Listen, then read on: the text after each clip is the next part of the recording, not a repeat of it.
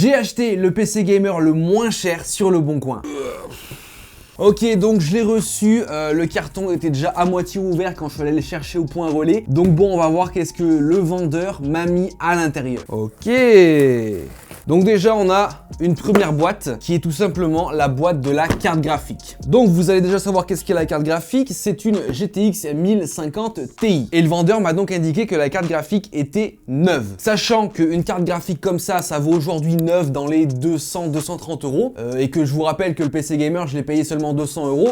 C'est juste le prix de la carte graphique. Donc là, c'est une très bonne affaire. Alors, est-ce qu'il y a la carte graphique dedans ou d'autres choses? Ok. Alors, bien sûr, câble d'alimentation, un système d'antenne. Ah, parce que oui, il me semble que sur l'annonce, il y avait marqué qu'il y avait soit la carte mère qui est Wi-Fi, soit il y a déjà directement une carte Wi-Fi. Donc, je sais pas trop, on verra bien. Oh, j'ai la facture du PC Gamer, combien il valait. Il a acheté le 24/06/2015 et il a payé 807 euros. Alors, je regarde les composants, il y a quelques petites choses qu'il a modifiées. Mais c'est fou, en 2015, il avait payé 807 euros. Bon, on a du coup les manuels carte mère, etc., etc. On a de la RAM Crucial Ballistics, donc ça je pense que c'est l'ancienne RAM du PC. Bon, ok, ça c'est cool, mais moi ce qui m'intéresse c'est plus le PC Gamer. Ok. Ok les amis, donc voici le fameux PC Gamer le moins cher de Le Bon Coin que j'ai payé seulement 200 euros. Bon, le boîtier, c'est un boîtier un peu à l'ancienne, il n'y a pas de fenêtre, etc. C'est un boîtier, il me semble, Fractal Design. On va l'ouvrir parce que le boîtier, on s'en fiche un petit peu. Donc, ce qui nous intéresse, c'est l'intérieur. Sachant que je ne l'ai pas vu. C'est la première fois que je vais le voir en vrai. Ok, d'accord. Alors, regardez-moi ça. Bon. Il est globalement en bon état, il y a quand même pas mal de poussière. Bien sûr, vous inquiétez pas, on va le nettoyer hein, parce que c'est juste de la poussière. Ok, donc, alors il y a tout ce qu'il faut. Donc là, nous avons un premier composant qui est un SSD Kingston de 500 Go. On a juste derrière ici, ça dépasse un disque dur classique de 1 Tera. On a une alimentation de 560 watts. Ici, vous avez bien sûr la carte graphique de chez Gigabyte que vous avez vu tout à l'heure au niveau de la boîte qui était une GTX 1050 Ti. Maintenant, si on s'intéresse plus au cœur du PC. Donc déjà, au niveau de la carte mère, on a une carte mère de chez Asus. Et ici, nous avons un petit système Wi-Fi. Donc c'est pour ça qu'il y avait les deux antennes qui étaient fournies parce que du coup, il y a cette petite carte Wi-Fi ici, ce qui nous permettra d'avoir le PC en Wi-Fi et non pas seulement en câble. Sur la carte mère, on a deux barrettes de RAM, 2 x 8 Go de RAM, ce qui nous fait au total 16 Go de RAM en DDR3, vous vous en doutez. Et c'est des barrettes de la marque Corsair. C'est des Corsair Vengeance, mais du coup sur la carte mère il y a seulement 2 emplacements RAM, mais bon 16 Go de RAM ça suffit amplement. Au niveau maintenant du processeur, on a sur ce PC Gamer un i7 4790 cadencé à 3,6 GHz. C'est un processeur qui est sorti aux alentours de 2014, donc c'est vieux mais pas trop quand même. Et il y a le ventirad de base de chez Intel. Voilà, rien de plus. On a 2 ventilos, un à l'avant, un à l'arrière, ils sont assez poussiéreux. Et on a un lecteur de CD qu'on va pas du tout se servir. Ça a l'air bon assez propre à l'intérieur, le câble management est pas dégueulasse, il y a juste un peu de poussière. La config de base, dites-moi ce que vous en pensez en commentaire, bien sûr on ira le tester. Mais pour moi, ça fait tourner tous les jeux du moment sans souci. Et du coup, je vous le rappelle, j'ai payé ce PC Gamer là seulement 200 euros sur Le Bon Coin. Bon, avant de passer au nettoyage, on va essayer de l'allumer pour voir s'il fonctionne parce que c'est la première fois que je le déballe et que je le vois en vrai, donc j'espère qu'il fonctionne. Ok, il est branché, on va l'allumer. Ok. Oh, la poussière qui s'en est échappée quand il a commencé à tourner. Alors, le ventilo arrière fonctionne, le ventirad du processeur fonctionne. La carte graphique, ça fonctionne aussi. Vous le voyez pas, mais il y a le ventilateur avant qui ne tourne pas. Donc, il faudra que je regarde un peu pour voir si c'est le ventilateur qui est mort ou si c'est juste un problème de branchement. Tout fonctionne, tout a l'air de fonctionner. La carte Wi-Fi s'allume. J'entends les disques tourner. Donc, franchement, pour l'instant, c'est cool. Maintenant, bien sûr, on va essayer de nettoyer tout ça parce que là, il y a une couche de poussière vraiment insane. Donc, c'est parti. On va pouvoir le nettoyer. Au moins, vous pourrez voir l'avant-après.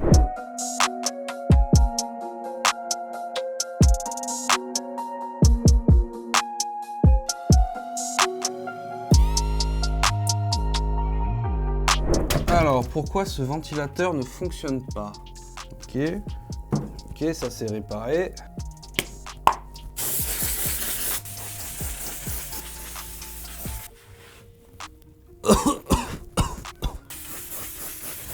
Voilà, propre comme un sous-neuf.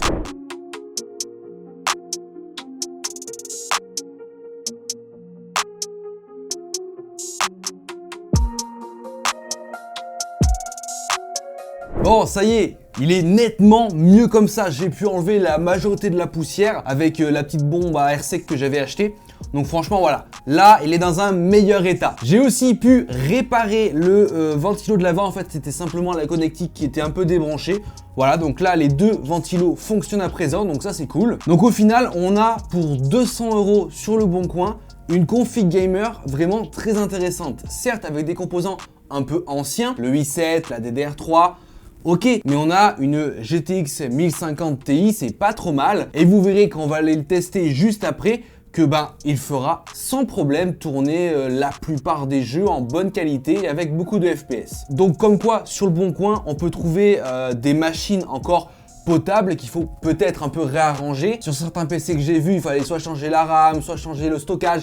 Là, pour le coup, celui-là avait déjà tout plus ou moins de bien fait et surtout à un prix abordable. 200 € pour un PC gamer comme ça, c'est vraiment pas cher du tout. Donc c'est parti, on se retrouve pour le test in-game. Bon, ça y est, j'ai du coup installé Windows sur le PC gamer le moins cher de Le Bon Coin. Je vous le rappelle, j'ai payé seulement 200 €. Là, du coup, ce qu'on va faire, c'est qu'on va bien sûr, comme d'habitude, faire un test sur 3D Mark. On va bien sûr aussi tester des jeux pour voir si, au final, ce PC gamer à seulement 200 € arrive à faire tourner des jeux ou pas. Avant ça, je voulais check un peu l'état des disques parce que, voilà, quand tu achètes un PC d'occasion, des fois, ce qui peut poser problème, c'est l'état du stockage. Là, pour le coup, on a un SSD et un disque dur classique. Donc j'utilise le logiciel Crystal Disk Info. Là pour le coup, le Kingston qui est notre SSD de 500 Go. On a un état de santé bon, une capacité de 94%, donc c'est plutôt pas mal. Et on a aussi notre HDD de 1 Tera qui lui aussi est bon. Bon, bien sûr, il y a un état de santé au-dessus de bon. C'est pas le pire, c'est pas le meilleur, mais là pour le coup, on a un stockage qui est en globalité en bonne forme. Maintenant, ce qui concerne le test sur le logiciel 3D Mark, voici du coup ce que ça a donné. Donc au total, 2449 points, c'est un petit score. Néanmoins, on a un CPU score de 3994 et un graphics score de 2293. Pour le coup, là on a un processeur qui développe pas mal de points, ça c'est sûr. Et on a une carte graphique peut-être un peu faiblarde, bien sûr c'est une 1050 Ti, c'est pas non plus la meilleure carte graphique du monde. Néanmoins on va pas s'arrêter là, hein. Vous savez, on peut avoir un score dégueulasse sur le logiciel 3D Mark et au final pouvoir faire tourner énormément de jeux, donc c'est ce qu'on va essayer tout de suite. Les amis, on commence donc par le jeu Valorant en 1080p. Au niveau des paramètres graphiques, on est en élevé. La partie va bientôt commencer, on est déjà au-dessus des 200 FPS. Donc je sens que Valorant ça va être vraiment pas mal en termes de qualité sur ce PC là. Sachant que Valorant ne demande pas énormément de ressources graphiques. Mais néanmoins, bon, ça fait quand même un bon indicateur de performance pour notre PC gamer. Donc la partie est à... Oh là là là là, je me suis fait bullshit. Donc la partie a commencé, on est tombé en dessous des 200 FPS. On est en moyenne aux alentours des 160-150 FPS. Donc c'est plutôt pas mal pour un jeu Valorant avec des paramètres graphiques en élevé. Franchement, la GTX 1050 Ti fait bien son taf sur le jeu Valorant. Le processeur et la RAM gèrent bien. Donc là, on est à peu près 50% d'utilisation, que ce soit pour le GPU ou pour le CPU. Donc c'est plutôt pas mal, on a quelque chose de vraiment propre avec un PC qui fait quand même aucun bruit pour un PC qui date de 2015, franchement c'est déjà pas mal. Allez, c'est reparti, on va tenter une nouvelle stratégie, on est toujours au-dessus des 200 FPS, c'est vraiment top. Bien sûr, ils sont pas là, bien sûr. Valorant en élevé, franchement ça rend plutôt bien, à plus de 150 FPS, c'est vraiment pas mal du tout, je suis assez content. Je m'attendais pas à ce qu'on ait autant d'FPS sur un PC comme ça, que j'ai payé seulement 200 € sur le bon coin. Donc du coup, Valorant c'est entièrement validé à plus de 150 FPS en élevé sur ce PC gamer le moins cher de Le Bon Coin. Ok, c'est parti, on est sur Fortnite du coup, avec, comme vous pouvez le voir, des paramètres assez intéressants. Alors au niveau des paramètres, j'ai un peu optimisé la chose, mais globalement j'ai laissé ce qu'il y avait de base. Et là, comme vous pouvez le voir, on est déjà au-dessus des 60 FPS, donc ça... c'est vraiment plutôt cool. Bon, on pourrait bien sûr optimiser le jeu encore un peu plus, histoire qu'on arrive à avoir au-dessus des 100 FPS. Mais là, comme vous pouvez le voir, voilà, on tâte les 80 FPS, ça fait plaisir, ça fonctionne. Le jeu est beau, il est fluide, en bonne qualité. On a pas mal de FPS. Bon, c'est vrai qu'on n'a qu'une GTX 1050 Ti, mais là, pour le coup, Fortnite, ça, c'est fait, c'est validé, parce que pour moi, un Fortnite à plus de 70 FPS, ça suffit amplement pour jouer. Sachant que j'ai même pas eu besoin de mettre le mode performance, hein. J'aurais pu effectivement le mettre pour avoir gagné du coup en FPS, mais là du coup ça n'a pas été nécessaire. Enfin bref, avec un PC à seulement 200 balles, on pourrait se dire que ça fonctionne pas, mais vous avez la preuve que ça fonctionne. Donc Fortnite, sur ce PC gamer le moins cher de Leboncoin, c'est validé. On passe maintenant sur du GTA V en élevé 1080p. Et pour le coup, franchement, niveau FPS, c'est plutôt pas mal. On est au-dessus des 100 FPS avec ce PC gamer le moins cher de Leboncoin. Plus précisément à 140 FPS, 130 FPS. Donc c'est plutôt pas mal pour un GTA en élevé. Bon, il n'est pas en très élevé, hein, mais il est en élevé. Donc voilà, on a un jeu qui reste quand même plutôt joli, et là pour le coup avec vraiment énormément de FPS, pour le coup là on a un jeu qui est assez fluide et ça c'est vraiment top. Donc ça fait plaisir quand même, un PC gamer que tu payes seulement 200 € et là tu vois que GTA il tourne à plus de 100 FPS. Même là on va rentrer dans la ville, on va voir s'il reste au-dessus des 100 FPS, mais je pense que ça va être le cas. Franchement, c'est vraiment top, hein. La GTX 1050 Ti, au final, elle s'en sort pas trop mal. Couplée au i7, ça va, tu vois, ça reste très potable. Voilà, là, on est aux alentours des 120 FPS. C'est largement suffisant pour du GTA V, donc c'est vraiment, vraiment top. Donc au final, les amis, comme vous pouvez le voir, GTA V, c'est full validé sur ce PC gamer le moins cher de Leboncoin. Alors maintenant, on monte un peu d'un cran, on passe à Borderlands 3. Donc là, en qualité moyenne. Alors là c'est un peu limite parce qu'on est à moins de 50 FPS en moyen sur Borderlands 3. Alors on pourrait peut-être descendre en faible pour essayer de récupérer 5 à 10 FPS. Néanmoins, bon, c'est vrai qu'on est sur une 1050 Ti, tu vois, donc Borderlands 3 est un jeu qui demande pas mal de ressources graphiques, qui est un jeu assez lourd à faire tourner. Néanmoins, en moyen, on arrive à rester aux alentours des 40-50 FPS. En faible, on devrait sûrement arriver à peut-être taper les 60. D'ailleurs, on va tout de suite essayer. Je vais relancer le test, cette fois-ci en qualité faible. Ok, donc du coup, en faible sur Borderlands 3, on a bien récupéré 10 FPS à peu près. Sachant qu'on peut descendre encore parce qu'il y a la qualité très faible. Bon, là en faible, on tourne aux alentours des 50-60 FPS. Donc ça va, ça reste convenable. Même si, bon, 60 FPS c'est assez limite hein, pour jouer à des jeux. C'est vrai que c'était pas forcément à l'aise d'avoir aussi peu de FPS. Néanmoins, voilà, en faible, on se stabilise aux alentours des 55 FPS pour Borderlands 3. C'est pas trop mal hein, pour une 1050 Ti et au final pour un PC gamer Leboncoin à seulement 200 €. Bon, si on le mettait en très faible, là on serait au-dessus des 60 FPS. Mais bon, est-ce que la qualité du jeu serait assez bonne pour jouer? Je ne sais pas. Après, je pense que c'est faisable. Néanmoins, voilà, Borderlands 3, on va dire que c'est à moitié validé pour ce PC Gamer Leboncoin à seulement 200 €.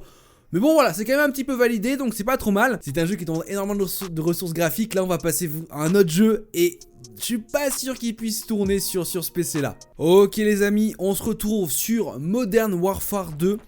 Alors, c'est assez compliqué, il y a quelques bugs, je ne sais pas si c'est le stockage qui fait ça, si c'est le jeu.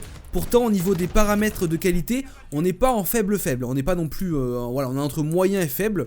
On est à 50 FPS mais avec des gros rollbacks au niveau je sais pas, comme si le stockage était un peu faiblard, je ne sais pas trop. Ça se joue, je ne sais plus celui-là sur quel disque je l'ai installé. Il me semble que je l'ai installé sur le HDD. Donc peut-être qu'il a du mal à faire tourner le jeu. Alors, c'est pas insane niveau FPS. Après, voilà, là ça a l'air de marcher un peu mieux. J'ai moins bah là, des petits bugs là, des petits rollbacks, des trucs bizarres. Mais sinon c'est jouable, ça fonctionne et on a 60 FPS à peu près.